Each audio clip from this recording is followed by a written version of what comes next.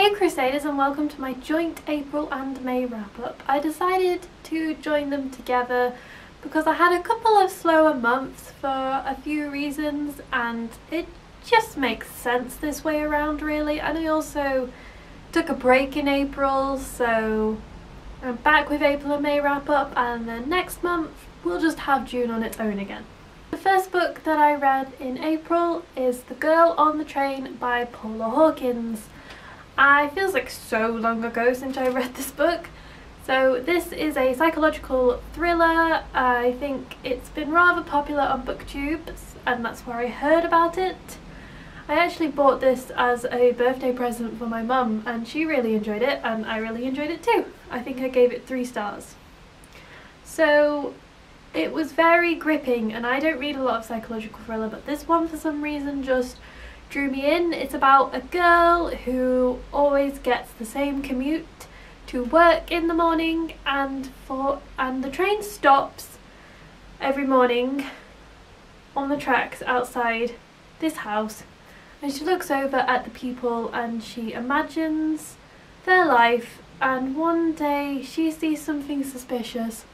One of them has gone missing, and she takes it upon herself to try and work it out. She has a lot of problems herself. She's an alcoholic. She keeps blacking out and not being able to remember things, and this book is from the perspective of 3 different girls, and the viewpoints are done quite strongly. They all feel very different, which I really liked. That and the overall plot was gripping and all of that, which I won't go too much into. One thing that did really bug me was the males.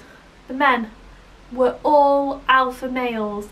They were all your typical tall, buff, very dominating. All the girls were quite submissive, and I don't think I liked that so much. I felt like the author was portraying all marriages and relationships as the male being dominant, and that just didn't swing with me. I just wished we had one man who wasn't an alpha male who... Anyway, 3.5. 4 stars. Oh, I gave it 4 stars. I think I give this about a 3.5. The next book that I read on my Kindle, and that was Golden Sun by Pierce Brown. Second in the Red Rising trilogy. I will link my Red Rising review somewhere on this page, and you can go to that review if you want to hear more about what Red Rising is about, but just very shortly, it's science fiction. Reds are a group that are mining on Mars to make it inhabitable, but they don't realise that Mars has been inhabited by the Golds, the really higher class, for years already. It's about one red rising, basically. That's the short premise of it. Golden Sun, obviously the sequel, and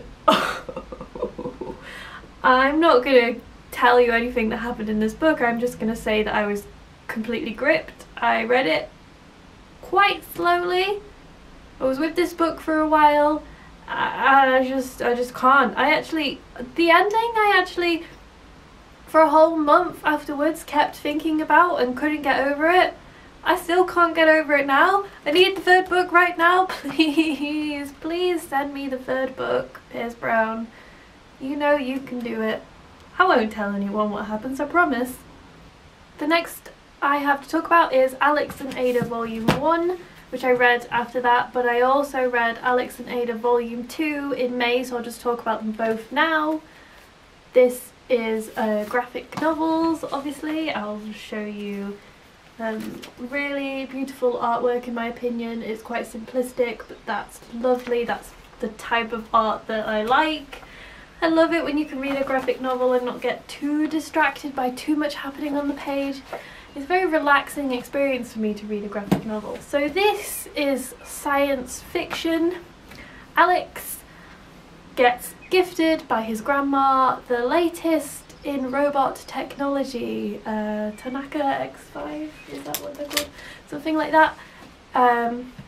He calls it Ada, and it really just goes from there. It's a science fiction romance about what it means to be sentient, what it means to be alive, and robots, and it's really good. I gave them both 4 stars. It's quite a slow... sorry.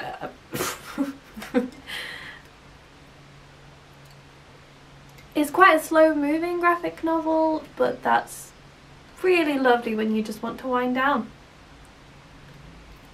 I think I may have actually given volume 1 5 stars and volume 2 4 stars, yeah. The next book that I read still in April was Thomas the Rhymer by Ellen Kushner. This is a Scottish myth written as a beautiful and lyrical romance. Perhaps it's a teenage fiction because it does say on the back a New York Public Library selection, books for the teenage, but it's definitely one that adults can read, and it's not at all your modern YA, so don't worry about that. It's quite sexy actually, some sexy times.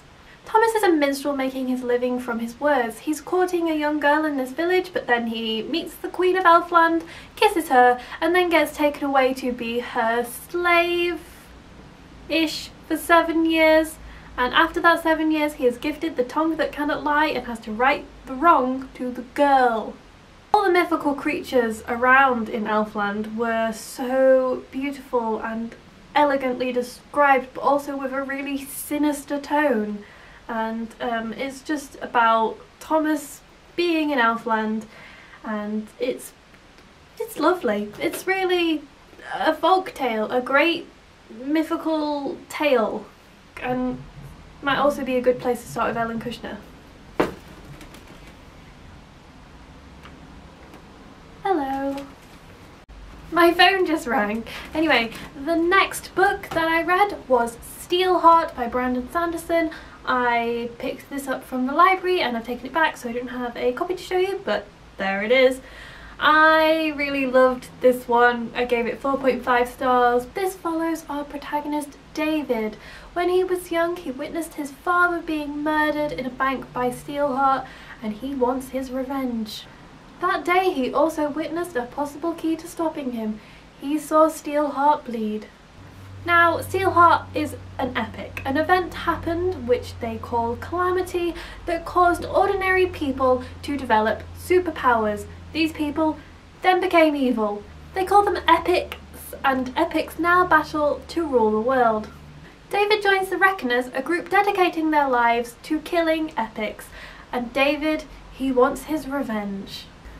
This book was fast-paced, it had really great characters, it was really intense and had my heart pumping really fast at various points. Brandon Sanderson, I know there's going to be a twist and I feel like I know it, and then I really just don't know it.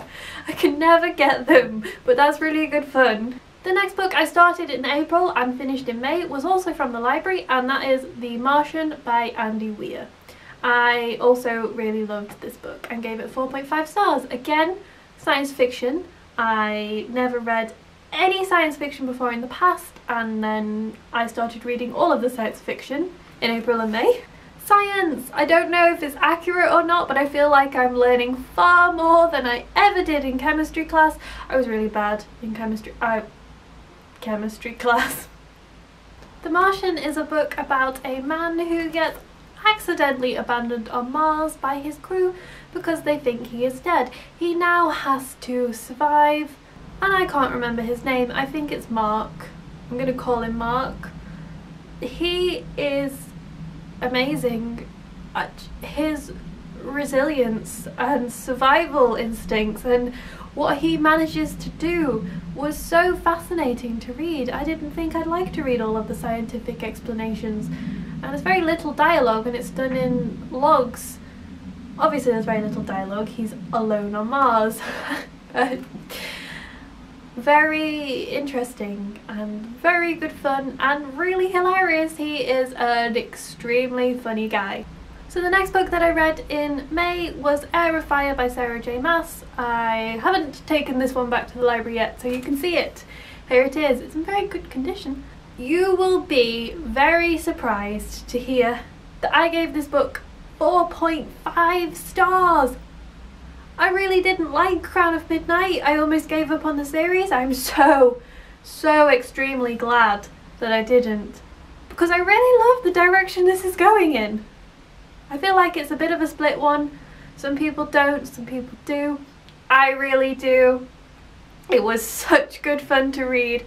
I got so engrossed in the characters' stories. I just really loved it. It was such good fun. Just what I needed. After that, also from the library, I saw Mitosis by Brandon Sanderson. This is the novella in the Reckoners series, after Steelheart and before Firefight. It's tiny, it's really tiddly, and it's a cute little hardback, but I'm not sure I'd pay for it, so I was really happy when I saw it in the library. It's just one of those, it's just a nice, fun, quick little story. It doesn't add much, you don't need to read it. I wouldn't recommend buying it really, but if you can pick it up on your Kindle or at the library, it's pretty amusing. It has some good kind of little fact files about some epics in the back, and yeah, 3 stars. And the last book that I read in May, we're finally here, is How to Build a Girl by Caitlin Moran, and I have done a review on this, which I think I will probably edit and upload before this, so the review's probably already up, so I'll link it here. I will link it anyway though, and yeah, more thoughts on that in my review. But I gave this book 4 stars and really enjoyed it. So that is it for my April and May wrap up. I have to confess, that is more books than I thought it was. Thank you for watching this video.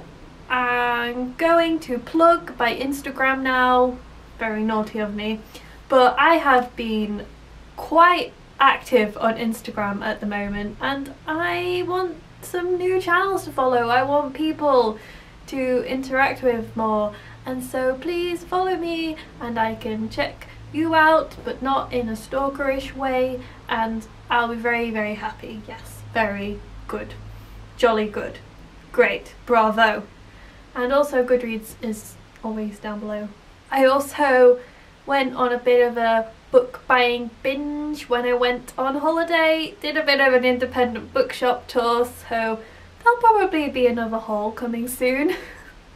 Until next time, look in the shadows, guys!